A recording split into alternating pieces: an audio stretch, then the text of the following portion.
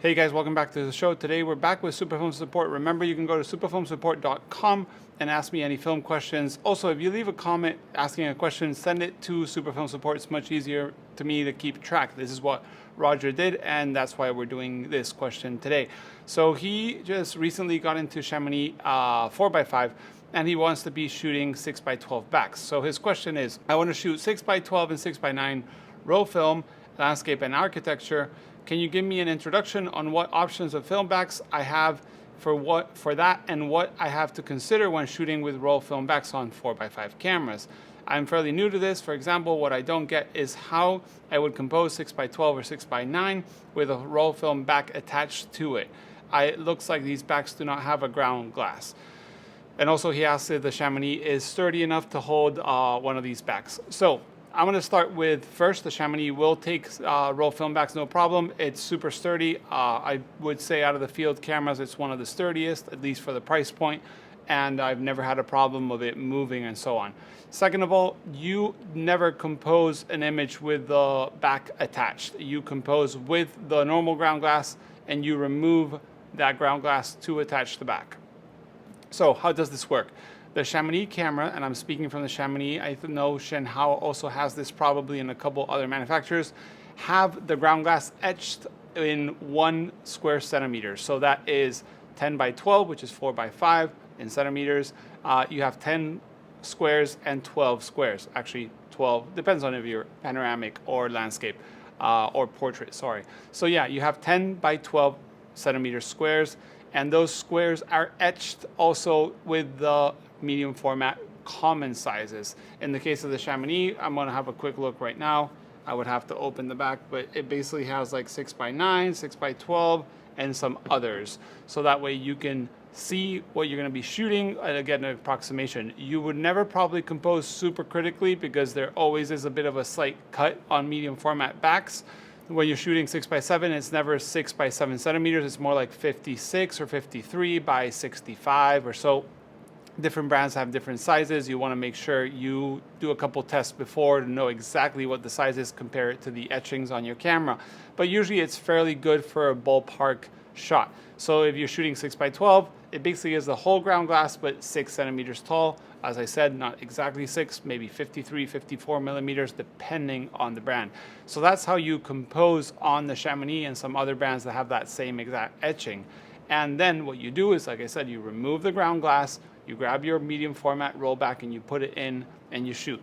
So that would be the way to work with it. It is cumbersome, but nobody is shooting 4x5 to be fast. And if you are, you shouldn't be shooting medium format rollbacks with it. It usually should have a dedicated medium format camera like a Dayi 612, Linhof 612, so on.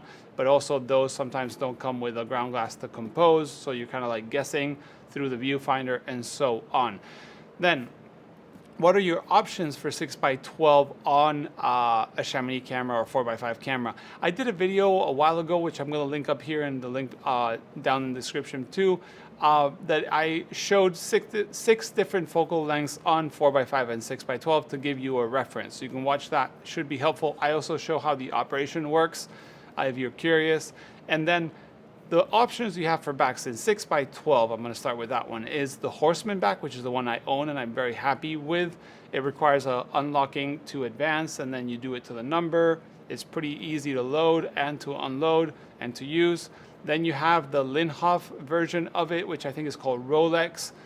Those are usually a little bit more expensive because Linhof is Linhof and it's like the Leica of large format cameras. Then you also have the Sinar 6x12 or the Zoom back, which is usually a little bit more finicky and price-wise can be in the middle. I mentioned last week there's one at Camera Store, which is where I'm located right now, that's like $3.99. Doesn't have the frame mask, but you are shooting 6x12. You can do that all the time. The Sinar option does have that option to crop into smaller sizes. So you can shoot 6x12 and 6x9 with the same back. I think you have to do the whole roll. I don't think you can change mid-roll. So that's the Sinar. And then there's Chinese brands that have been making backs lately. There's, I think, a Shenhao sort of one. There's a Dayi one. There's a few different ones on eBay that if you Google them, they look like two little like cubes that come out of a back. I've never used them. but I have heard people use them with certain, success. So those would be your options. On the 6x9 front, you have more options. You have the Horseman, you have the Linhof, you have Toyo, you have also, I think you have Graphics has some. So you can go ahead and find Calumet has some. So there's more options on the 6x9. It was fairly more common to shoot 6x9. On large format, the 6x12, it was a bit more specialized. There's no Linhof like under the ground glass. The Linhof back is kind of a chunk for 6x12. I don't know if there's a Linhof 6x9, but probably is, so you want to check that. So those are your options. Do make sure that the back you get is usually refurbished or like being fixed or have a warranty, because these backs are fairly old. Sometimes they can give spacing issues and so on. And I'll make a video on how you can check if your spacing is okay on your camera, because I've learned how they do it here at Camera Store and it's pretty cool. So yeah, I think it's a good way to show you. So yeah, Robert, I hope that helped you with the idea of how it works. Like I said, I'll leave the link to that video I made a while ago so you can see how it works and how I work with it. And it's not the fastest, but it's pretty cool and pretty, easy to use a 6x12 back on a Chamonix camera. And yes, the camera is super sturdy, you'll have no issue. So yeah, that was all for Superfilm support. As always, remember this show is brought to you by Patreons or PayPal donors. A few of you signed up last week, so thank you very much. It is very much helps me keep on doing these videos for you while I build my studio and so on. So thanks for watching. See you in the next one. Bye.